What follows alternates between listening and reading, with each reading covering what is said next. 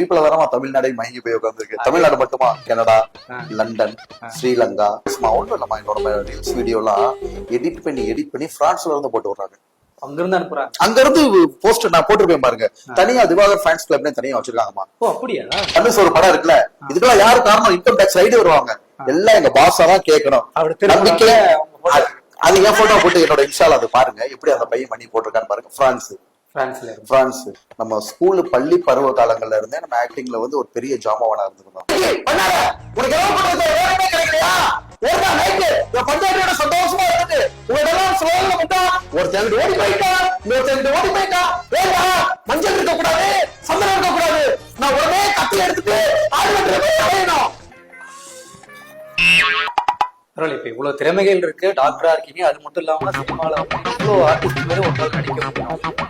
பல்முக திறமை கொண்ட ஒரு நடிகர். நம்ம ஏன் ட்ரெண்டை ஒட்டச்சு போய்கிட்டு இருக்கோம்? நடிப்பெல்லாம் நான் பண்ற ஆக்டிங்லாம் ரொம்ப கஷ்டமா, அவ்வளவு லேஸ்ல யாருனாலும் நடிக்க முடியாது அப்படின்னு பண்றோம். திடீர்னு பண்ண ஓகேமா.